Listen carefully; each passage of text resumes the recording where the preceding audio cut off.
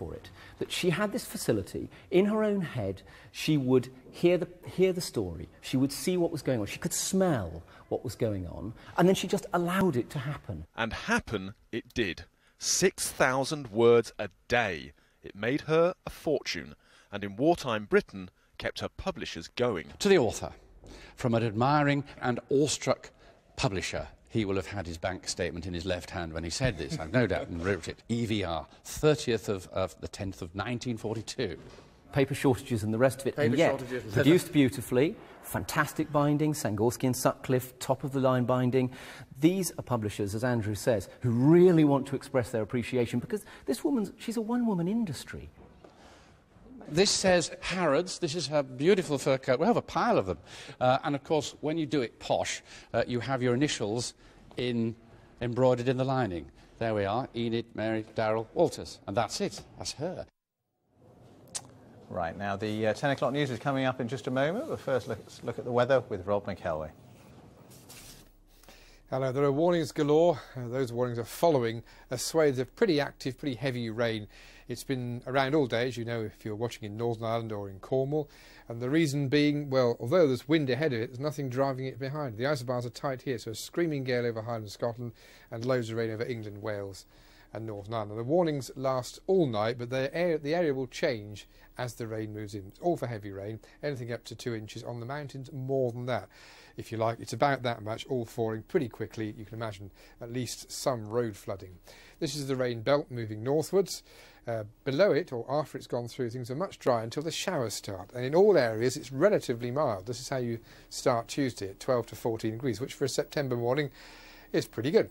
Now, on Tuesday itself, the rain has shifted further north, but the pattern's the same. The winds are strongest before the rain gets to you, so if you're north of it, in Scotland, the winds more or less die out after it's gone through. So here's your screaming southeasterly across the northern Pennines and Scotland in general, high and low land. The rain itself leaves England late morning, and then the showers develop, quite big showers, rain, hail, thunder, all possible during the afternoon, but there'll be some nice warm sunshine between, and the wind, though noticeable, is far less strong, and it's from the southwest, not from the southeast. 19 to 21 degrees, 21 if you want a reminder is 70 Fahrenheit, so again, fairly promising, and in the sunshine, without the breeze, if you're in shelter, it'll feel good.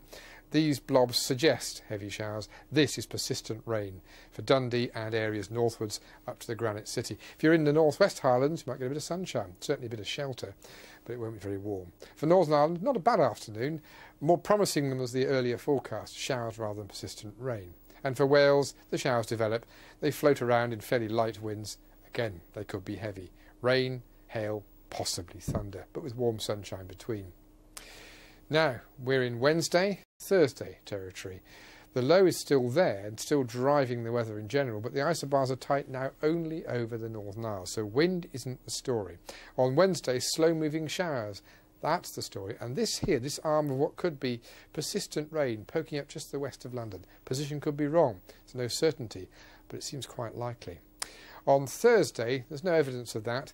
What you look to is down here, a running wave, if you like. So it's running along these tracks, the isobars. It'll come in later in the day. Before it gets there, Thursday is a quiet day of sunshine and showers. An easy forecast. Can't be specific, but you may well get a shower. By the end of the day, though, the rain is running in. And that's the position for Friday. Early Friday, the rain will be running across the southern counties of England. Otherwise, we think sunshine and showers. And there's still some warmth potentially there, 21 or 22. Pretty good still for a September day.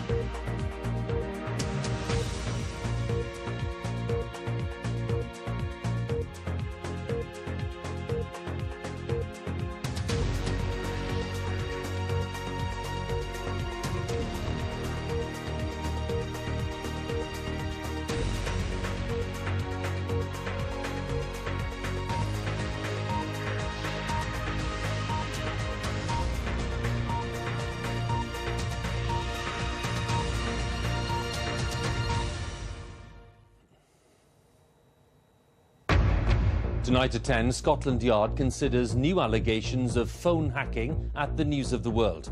Andy Coulson, the paper's former editor, now one of David Cameron's top advisers, faces calls for his resignation. The pressure builds from Labour MPs for a new inquiry into the hacking of voicemails of prominent figures. The integrity of our democracy is under scrutiny around the world, Mr. Speaker. The Home Secretary must not join the conspiracy to make it a laughingstock. It is for the Metropolitan Police on an operational matter to decide what the right course of action is. We'll have the details, and we'll be asking if a new investigation is likely. Also tonight, police investigating the death of MI6 worker Gareth Williams released CCTV images and appeal for more information. In Antrim, a primary school is evacuated when a boy finds a pipe bomb in the playground. Just got off my bike, then just touched it to see if it was okay or not. Then it was okay, so I just lifted it up. In Pakistan, people returning home find more destruction as the floodwaters recede. And seen for the first time in 70 years, this colour footage of London in the years of the Blitz. Coming up in Sports Day later, a roundup of all of today's news, including Rooney is set to start against Switzerland, as Capello's confident his key striker is fully focused.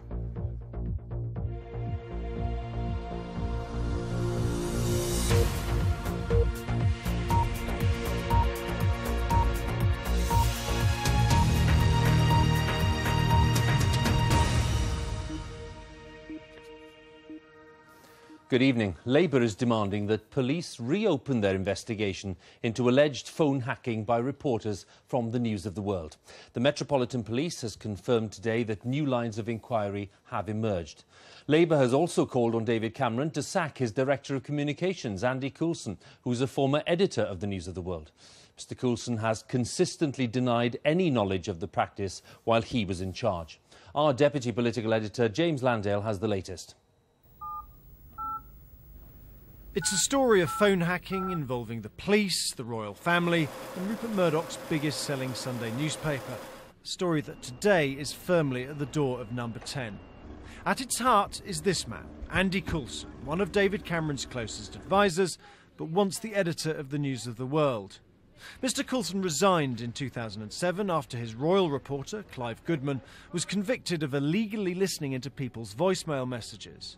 Mr Coulson insists he was not aware of what was going on. But one of his former employees, Sean Hoare,